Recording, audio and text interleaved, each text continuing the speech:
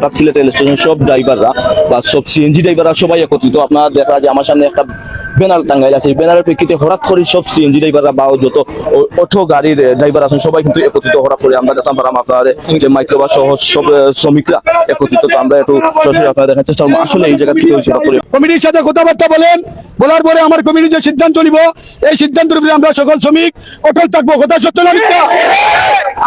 কমিটির নির্দেশ পাওয়ার আগ পর্যন্ত আমার কোন শ্রমিক এবং কি কোন খেটে খাওয়া মানুষ, কর্মজীবী মানুষ এখানে নিজের কোনো টাকা পয়সা চাঁদাবাজি দেওয়া চলবে না, চলবে না।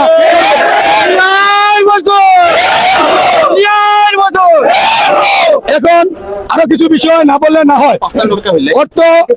অর্থ এলাকাবাসী অনেক গণ্যমান্য ব্যক্তিগণ, বুজুর্গগণ, আমাদের ময়মুরবি যারা আছে তাদের নামও এখানে বেচা হয়েছে।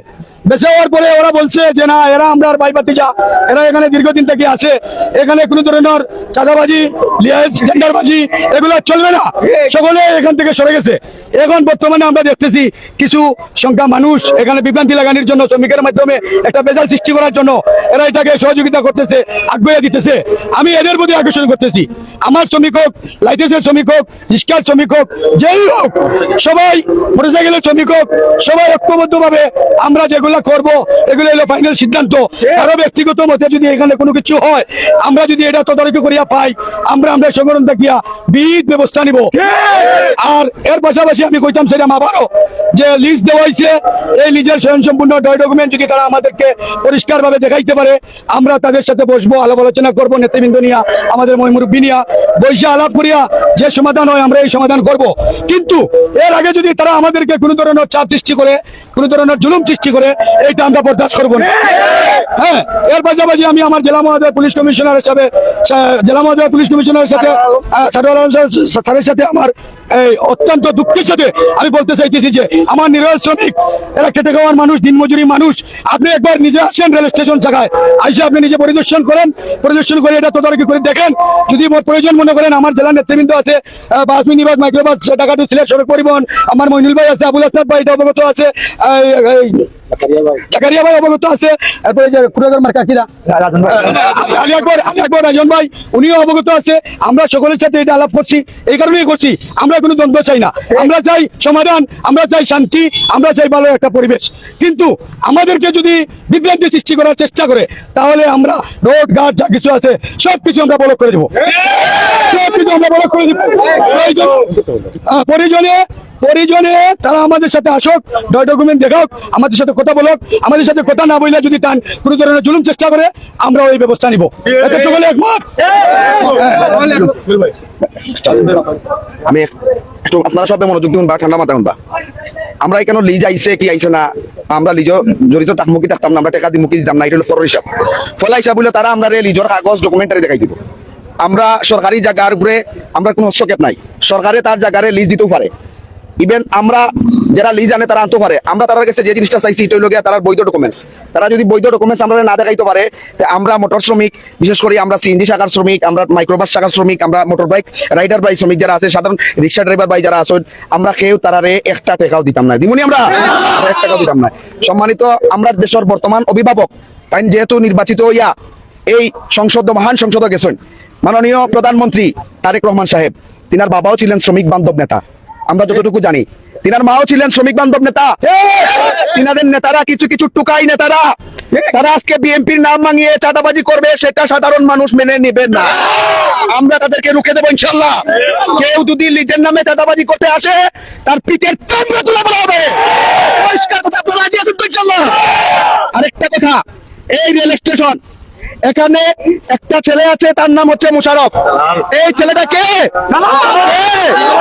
এই দালালের মাধ্যমে সাধারণ শ্রমিকের পেটের মধ্যে লাথি দেওয়া হচ্ছে।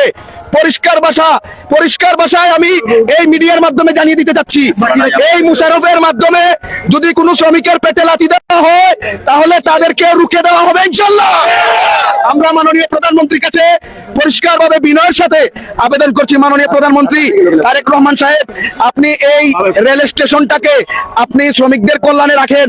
যেখানে কমলাপুরের মতো জায়গা, যেখানে ঢাকা কমলাপুরের মতো জায়গা, সেই জায়গাতে চট্টগ্রামের মতো জায়গাতে আমরা সারা বাংলাদেশ বিচলন করি। আমরা দেখি চট্টগ্রামের মতো একটা আন্তর্জাতিক রেল স্টেশন, ঢাকার মতো একটা আন্তর্জাতিক রেল স্টেশন, সেই রেল স্টেশনে কোনো চাঁদাবাজি, লিজের নামে কোনো চাঁদাবাজি চলে না।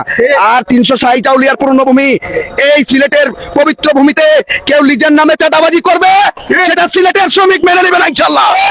পরিষ্কার ভাবে জানিয়ে দিতে চাই, আপনারা যদি লিজ দিতে চান, নিয়েছেন বলেন, আমাদেরকে বৈধ ডকুমেন্টস দেখাবেন, ইনশাআল্লাহ আমরা আপনাদেরকে সহযোগিতা করব।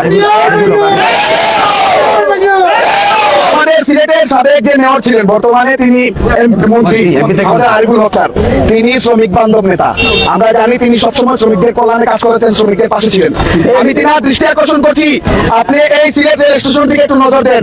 আপনি দেখেন কে বা কারা দলের নাম ব্যবহার করে এখানে শ্রমিকদের পেটে হাতি মারার চেষ্টা করছে। তুলে ফেলেন। আমরা বিএনপির মহানগরের নেতা যিনি আছেন, সম্মানিত মহানগরের সভাপতি যিনি ছিলেন বিএনপি এমদাদ আহমদ চৌধুরী ভাই, উনি বড় ভাই, সম্মানিত শ্রদ্ধেয় ও শ্রদ্ধাভাজন বড় ভাই, তিনার কাছে আমি কল করেছিলাম, তিনাকে আমি বিষয়টা অবগত করছি। ভাই দেখেন, ওনারা লিজের নামে এখানে এসে বলতেছে আমরা বিএনপির লোক, এই সেই। আমরা তিনাকে অবগত করেছি, তিনিও বলেছেন ভাই আমরা বিষয়টা দেখতেছি, এবং অনেকবার শুনতেছি জামাতেরও একজন নাকি আছে। আমি গতকালকে আমাদের সম্মানিত শ্রদ্ধাভাজন লোকমান ভাই, আমাদের বড় ভাই লোকমান ভাইকে কল করেছি। লোকমান ভাই, জামাতের নাম ব্যবহার করে এখানে সাধারণ শ্রমিকের পেটে যদি লাথি মারা হয়, তাহলে কে জামাত আর কে বিএনপি এটা দেখা হবে না।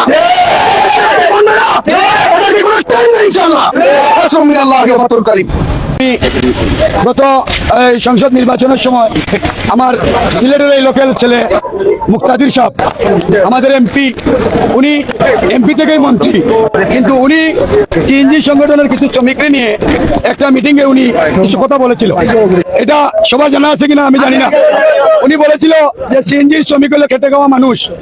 আমি শুনতেছি যে একটা মামলা নাকি 5,000 টাকা দিলে 10,000 টাকা হয়ে যায়, ডাবল হয়ে যায়। এটা আসলে আমার কাছে খুব দুঃখজনক ব্যাপার লাগতেছে। এখানে লাগতেছে এটা সিএনজি ড্রাইভার যদি 5,000 টাকার মামলা খায়, খাইয়া যদি 10,000 টাকা দিতে চায়, এত সম্ভব না। আসাম আসে, বাজারও করতে পারতো না। আমি যদি আল্লাহ আপনারা যদি আমার সম্মান করিয়া ভোট দেন, আমি আপনার প্রতি এটার ব্যবস্থা নিব। আজকে যেহেতু আমি এটা সুযোগ পাইছি, সুযোগের বিষয়ে আমি আমার মুক্তাদির ভাই কাছে, এমপি মহোদয় বা মন্ত্রী মহোদয় না, আমি এলাকার ছেলে হিসাবে, আমার বড় ভাই হিসাবে, সিনিয়র মুরব্বী হিসাবে আমি কইতাম চাইলাম মুক্তাদির বাইরে যে আপনি একবার আমরা এই নিরহ মানুষের শ্রমিকের কল্যাণে একবার তথ্য লাগাউকা, আর আপনি মানুষ পাঠাউকা, মানুষ পাঠা ইনকোয়ারি করুকা। আমরা যে জুলুম অত্যাচার হইতেছে, আমরা আপনার কাছে হয়তো সরাসরি যাইতাম পারলাম না, সময় মিলাইতাম পারলাম না। আজকে একটা সুযোগে আমরা আপনার কাছে কলটা পৌঁছাই দিলাম। আপনি একবার আমরা সংগঠন আইলে আপনার মন সবার অন্তত 100 থেকে 100 খুশি হইব, কথা ঠিক নাবি? আমরা সকলের দাবি নিয়ে তাই নাইতা তাই যে প্রস্তুতি নিয়েছেন, ঠিক আছে নি? আমি আজকে লম্বা না করিয়া এই পর্যন্ত শেষ করলাম। আসসালামু আলাইকুম ওয়া রাহমাতুল্লাহি ওয়া বারাকাতুহু। আপনার কাছে আমরা আরজি জানাই, আল্লাহ এই সমস্ত চাঁদাবাজ থেকে আপনি আমাদের মুক্ত দান করুন। আল্লাহ সমস্ত ফিতনা ফাসাদ থেকে আপনি আমাদেরকে রেহাই করেন। আয় আল্লাহ, যারা শ্রমিকের পেটে লাথি মারার পরিকল্পনা করছে, আল্লাহ আপনি তাদেরকে হেদায়েত দান করেন।